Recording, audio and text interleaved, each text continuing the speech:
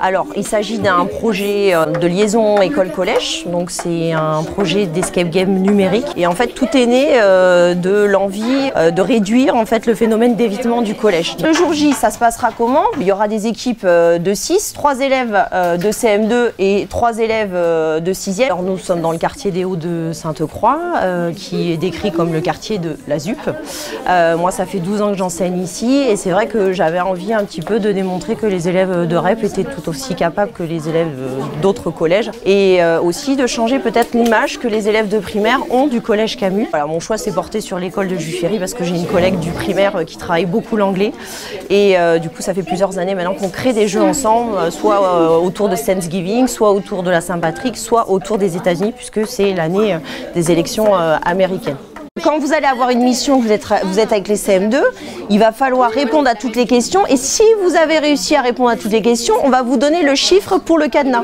Donc en fait les élèves de 5e 3 sont en train de réaliser un escape game numérique autour des États-Unis, donc à destination des élèves de CM1, CM2, mais les élèves de CM1, CM2 de leur côté sont en train de réaliser des questions pour les élèves de 5e. Alors d'habitude la liaison école-collège c'est plutôt 6e, CM2, cette année notre choix s'est porté plutôt sur le niveau 5e parce que les États-Unis c'est au programme du niveau 5e. Les élèves de 5e vont plutôt créer des outils numériques, vont utiliser des outils numériques pour créer des missions numériques dans l'escape game. Et par contre, les élèves de primaire, eux, vont réaliser plutôt des missions. Alors par exemple, il va falloir qu'ils écrivent en fait un code à l'encre invisible. Et donc les élèves vont devoir se servir d'un stylo à encre invisible pour décoder le message. Il va falloir qu'ils créent aussi des petites cartes, ce qu'ils avaient fait déjà l'année dernière pour l'escape game sur la Saint-Patrick, avec une image à relier avec le mot en anglais. Et l'image qui reste en fait contient un numéro et ce numéro sera un des numéros du cadenas du coffre. Vous allez devoir donc commencer à taper les questions, d'accord? Sauf que, attention, ce qu'il faut faire avec Learning Apps, c'est qu'il faut enregistrer de manière assez régulière. Là, pour la séance observée, l'outil c'est Learning Apps, donc une application qu'on peut utiliser soit sur tablette, soit sur ordi, soit sur smartphone. Donc réaliser un quiz de 10 questions, compétences évaluées sur sa coche.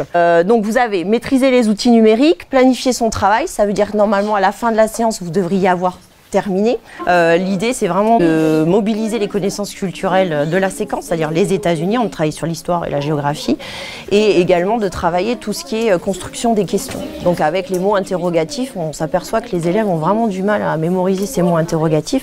Quel est, comment, alors, which is, thank you very much. Et donc de créer un jeu voilà, qui reprend toutes les connaissances de la séquence, ça les motive un petit peu plus que de leur demander de le faire sur papier. C'est vrai que ce qui m'a plu, c'est le fait de mettre des compétences individuelles au service du groupe et de devoir trouver en un minimum de temps, c'est-à-dire en 1 heure. Généralement, le principe, c'est que vous êtes enfermé dans une pièce, il faut trouver le moyen de sortir.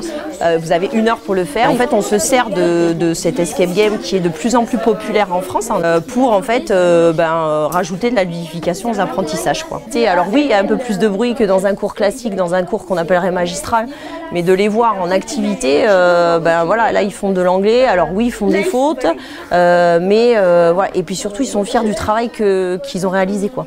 C'est-à-dire qu'à la fin, c'est eux qui l'ont fait, quoi. Ça veut dire que la classe va jouer à leur jeu, on va montrer leur travail et d'autres personnes vont y jouer.